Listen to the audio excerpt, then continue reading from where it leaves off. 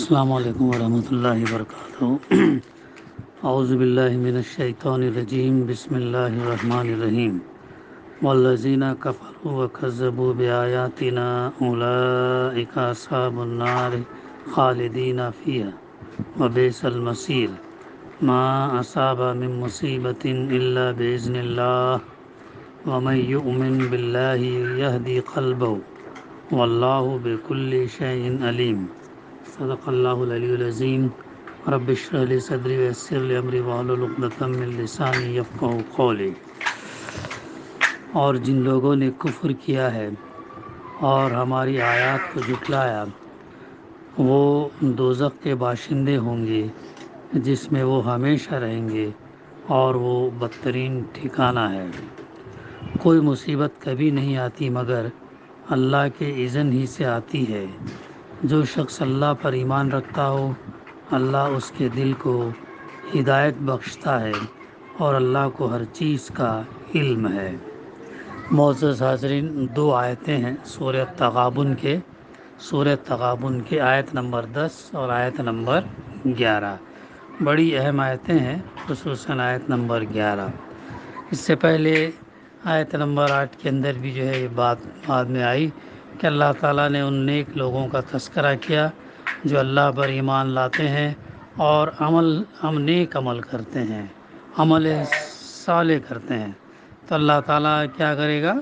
ان کے گناہ اگر ہوں گے تو گناہ جھاڑ دے گا، اور ایسی جنتوں میں داخل کرے گا جن کے نیچے نہریں بہتی ہوں گی، اور یہ لوگ اس میں ہمیشہ ہمیشہ رہیں گے۔ اور یہ بڑی کامیابی، یہ نہیں بلکہ یہی بڑی کامیابی فرمایا گیا۔ تو یہ ہمیں یاد رکھنا چاہیے کہ دنیا کی کامیابی سب کچھ نہیں ہے، بلکہ قرآن مجید متعدد مقامات کے اوپر ہے جو ہے آخرت کی کامیابی کو فوز العظیم، بڑی کامیابی کہتا ہے۔ تو ہمارا فوکس آخرت کی کامیابی ہونا چاہیے۔ دنیا کا معاملہ تو جیسے تیسے وائرل جو ہے گزر جائے گا، بلکہ ہمیں اسے ایمان اور عمل صالح کے ساتھ گزارنا ہے، اور حلال روزی کے ساتھ گزارنا ہے۔ تو یہ جو ہے نکل جائے گا، مشکلات آئیں گے آگے، جب آیت آ رہی مصیبت پریشانی والی، تو اس لیے کامیابی جو ہے دنیا کی کامیابی سب کچھ نہیں، بلکہ اصل کامیابی آخرت کی، اور اس کامیابی کو ہمیں فوکس رہنا، ہر وقت ہمارے ذہن میں رہنا ہے کہ ہمیں جانا ہے، اور آخرت کی کامیابی کے لیے جو ہے ہمیں کوشش کرتے رہنا ہے۔ تو ہر لمحہ، ہر دن جو ہے ہمیں آخرت سے قریب تر ہم ہوتے جا رہے ہیں۔ تو ہم اپنا احتساب جائزہ لیتا رہنا چاہیے کہ ہمارے ایمان اور عمل صالح میں یہ چیز کا جو ہے اضافہ ہو، کہ ہم اس سے قریب ترین ہوں۔ اب اس کے بعد اللہ تعالیٰ ان لوگوں کا تذکرہ کر رہا ہے جن لوگوں نے کفر کیا، انکار کیا، اللہ کی آیات کی سرکشی کی، بغاوت کیا، نافرمانی کی، مان کر نہیں دیا۔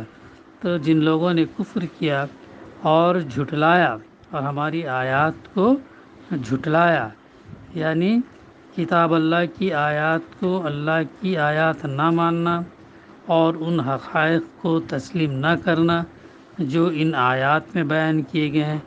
آیات سے مراد نشانیاں بھی ہوتے ہیں اللہ سبحانہ و تعالیٰ کی، جو انسان آئے دن آئے لمحے جو ہے مشاہدہ کرتا، ان نشانیوں کے توسط سے انسان اللہ کی معرفت حاصل کرتا، اللہ کو پہچان سکتا، اللہ کو جان سکتا ہے۔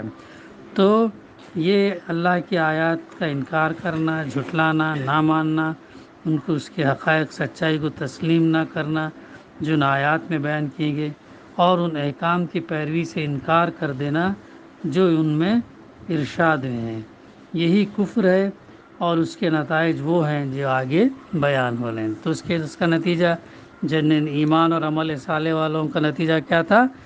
یدخلہ جنات تجری، تو ان کے لیے اللہ تعالیٰ اسی جنتوں میں داخل کرے گا جن کے نیچے نہریں بہتی ہوں گی، اور وہ لوگ وہاں پر ہمیشہ ہمیشہ رہیں گے۔ اب ان کے مقابلے میں یہ لوگوں کا اجر کیا ہوگا؟ وہ دوزخ کے باشندے ہوں گے، دوزخ کے باشندے ہوں گے جس میں وہ ہمیشہ ہمیشہ رہیں گے۔ کیوں؟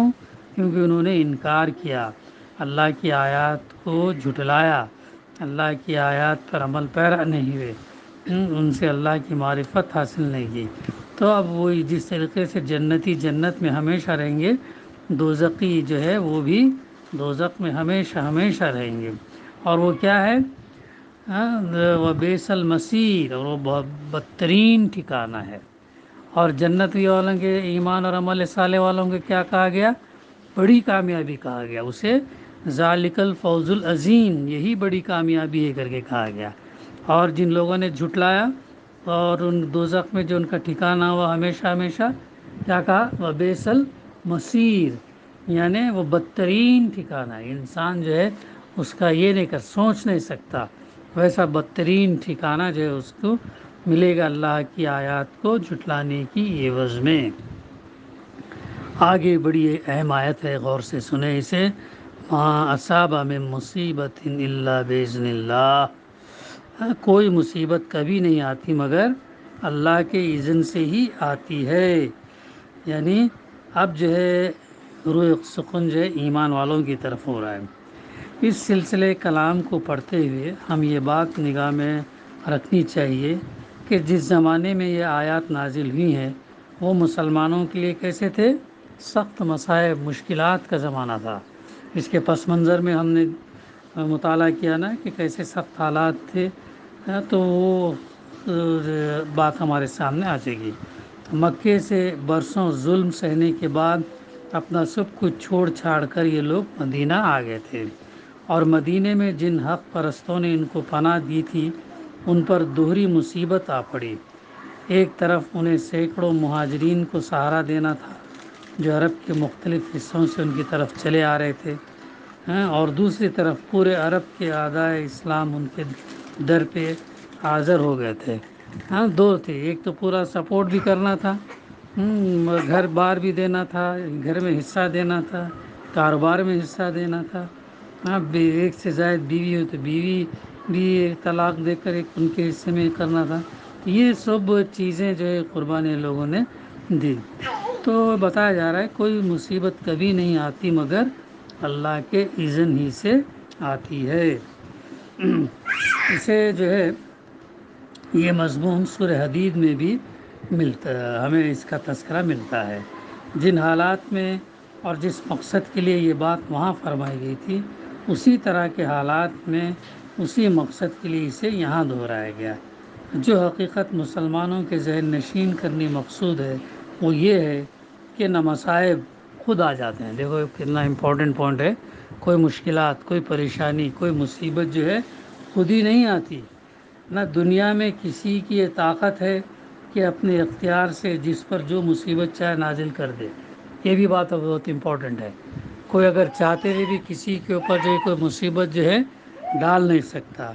یہ تو کیا ہے؟ سراسر اللہ کے اذن پر موقوف ہے کہ کسی پر کوئی مصیبت نازل ہونے دے یا نہ ہونے دے، اور اللہ کا اذن، اللہ کی مرضی بہرحال کسی نہ کسی مصلحت کی بنا پر ہوتا ہے جسے انسان نہ جانتا ہے اور نہ سمجھتا ہے۔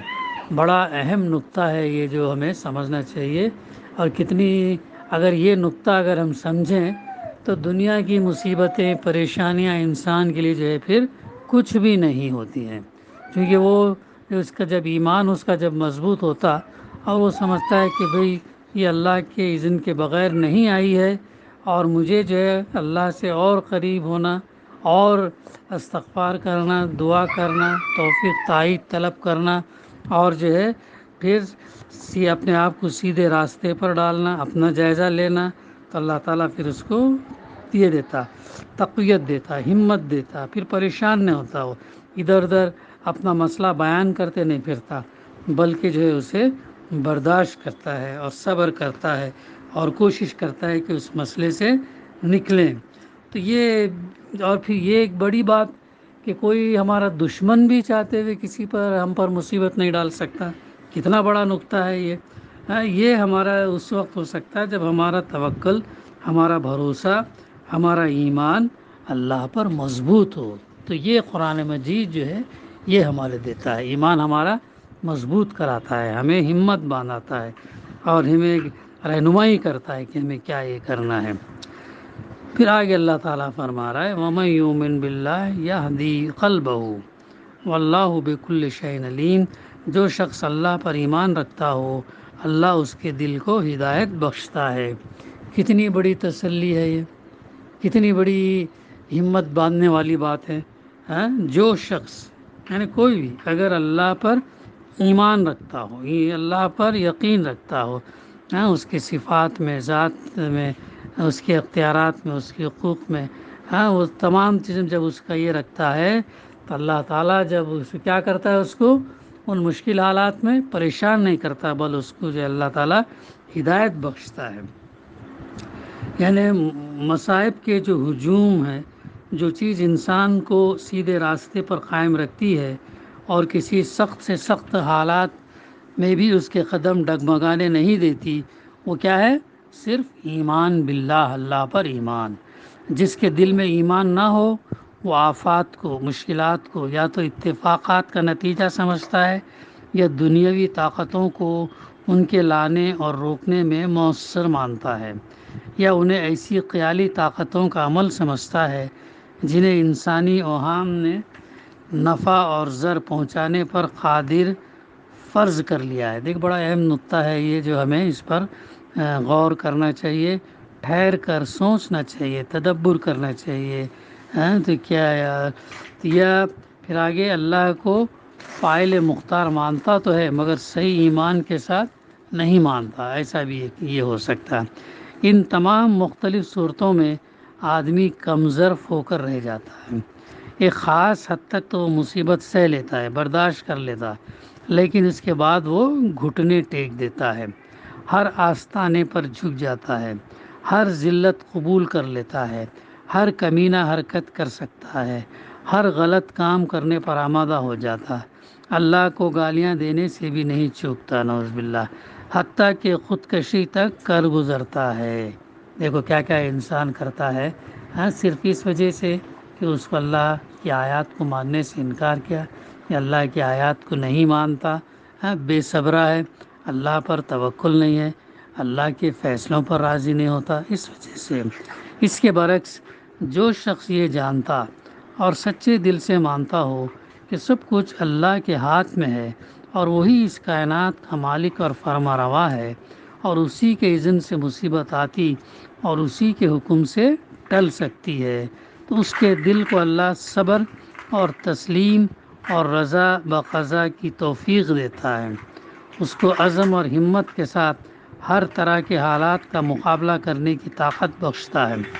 تاریک سے تاریک حالات میں بھی اس کے سامنے اللہ کے فضل کی امید کا چراغ روشن رہتا ہے، اور کوئی بڑی سے بڑی آفت بھی اس کو اتنا پست ہمت نہیں ہونے دیتی کہ وہ راہ راست سے ہٹ جائے یا باطل کے آگے سر جھکا دے یا اللہ کے سوا کسی اور کے در پر اپنے درد کا مدعا ڈھونڈنے لگے۔ اس طرح ہر مصیبت اس کے لیے مزید خیر کے دروازے کھولتی ہے۔ دیکھو اب ہم یہاں پہ اپنا جائزہ لیں، جب ہم پر کوئی مصیبت پریشانی آتی تو کیا ہمارے لیے مزید خیر کے دروازے کھلتے ہیں، یا ہم شکوہ شکایت یا یہ کرنے لگتے ہیں، یہ غور کریں۔ اور کوئی مصیبت بھی حقیقت میں اس کے لیے مصیبت نہیں رہتی، بلکہ نتیجے کے اعتبار سے سراسر رحمت بن جاتی، کیونکہ خواہ وہ اس کا شکار ہو کر رہ جائے یا اس سے بخیریت گزر جائے، دونوں صورتوں میں وہ اپنے رب کی ڈالی ہوئی آزمائش سے کامیاب ہو کر نکلتا ہے، ہاں، تو اس کو اللہ کے فیصلوں پر راضی ہوتا، تو اس لیے اسے جو ہے پریشانی نہیں ہوتی، اور وہ اللہ پر ایمان رکھتا ہے تو اس مصیبت پریشانی سے وہ جھیل لے جاتا ہے۔ اسی چیز کو ایک متفق علیہ حدیث میں رسول اللہ صلی اللہ علیہ وسلم نے اس طرح بیان فرمایا، اس کا ترجمہ یوں ہے، یہ حدیث بھی بارہ ہم سنتے ہیں، مومن کا معاملہ بھی عجیب ہے، اللہ اس کے حق میں جو فیصلہ بھی کرتا وہ اس کے لیے اچھا ہی ہوتا ہے۔ یہ معاملہ مومن وہ ہے جو فیصلہ بھی اس کے لیے کیا جاتا وہ اس کے لیے اچھا ہی ہوتا ہے، مصیبت پڑے تو صبر کرتا ہے اور وہ اس کے لیے اچھا ہوتا، خوشحالی میسر آئے تو اللہ کا شکر کرتا اور وہ بھی اس کے لیے اچھا ہی ہوتا۔ یہ بات مومن کے سوا کسی کو نصیب نہیں ہوتی، مومن کے علاوہ کسی کو نصیب نہیں ہوتے، پریشان نہیں ہوتا مومن جو ہے، پریشان نہیں ہوتا، آپے سے باہر نہیں ہو جاتا. ہاں تو یہ بہت اہم نقطہ ہے جو ہمیں یاد رکھنا چاہیے. پھر آخر میں اس آیت کے اس میں فرمایا جا رہا ہے واللہ بکل شیء علیم، اور اللہ کو ہر چیز کا علم ہے. اللہ کو ہر چیز کا، مفسر نے اس کے دو معنی لیے. ایک یہ کہ اللہ کو معلوم ہے کہ کون شخص واقعی ایمان رکھتا ہے اور کس شخص کا کس شان کا ایمان رکھتا ہے، اللہ بخوبی جانتا ہے. اس لیے وہ اپنے علم کی بنا پر اسی قلب کو ہدایت بخشتا ہے جس میں ایمان ہو، اور اسی شان کی ہدایت بخشتا ہے جس شان کا ایمان اس میں ہو. ایک مطلب اس کا یہ ہو گیا. دوسرا مطلب یہ بھی ہو سکتا ہے کہ اپنے مومن بندوں کے حالات سے اللہ تعالیٰ بے خبر نہیں ہے، انویر نہیں ہے. اس نے ایمان کی دعوت دے کر اور اس ایمان کے ساتھ دنیا کی شدید آزمائشوں میں ڈال کر انہیں ان کے حال پر چھوڑ نہیں دیا. اللہ تعالیٰ جو ہے آزمائشوں میں، مصیبتوں میں اس میں ڈال کر چھوڑ نہیں دیا. وہ جانتا ہے کہ کس مومن پر دنیا میں کیا کچھ گزر رہی ہے اور وہ کن حالات میں اپنے ایمان کے تقاضے کس طرح پورے کر رہا ہے. اس لیے اطمینان رکھو کہ جو مصیبت بھی اللہ کے اذن سے تم پر نازل ہوتی ہے، اللہ کے علم میں ضرور اس کی کوئی عظیم مصلحت ہوتی ہے. یہ ہے کہ جو مصیبت بھی ہوتی ہے تو اللہ کے علم میں ضرور اس کی کوئی عظیم بڑی مصلحت ہوتی ہے، اور اس کے اندر کوئی بڑی خیر بھلائی پوشیدہ ہوتی ہے، کیونکہ اللہ اپنے مومن بندوں کا خیر خواہ ہے، ویل وشر ہے. بلا وجہ انہیں مصائب، مشکلات، تکلیف میں مبتلا کرنا نہیں چاہتا. یہ تھی ان آیتوں کی تفسیر. اور آخری آیت کی جو بڑی اہم ہے وہ ہمیں بار بار سننا چاہیے، غور کرنا چاہیے، رک کر سوچنا چاہیے، تو جب جو ہے بات ہمارے سامنے پھر واضح ہو جاتی. دعا ہے کہ اللہ سبحانہ و تعالی ہمیں کہنے سننے سے زیادہ عمل کرنے کی توفیق عطا فرمائے. ربنا تقبل منا انک انت السمیع العلیم وتب علینا انک انت التواب الرحیم. صلی اللہ تعالی علی خیر خلقہ وعلی آلہ وصحبہ اجمعین. الحمد للہ رب العالمین.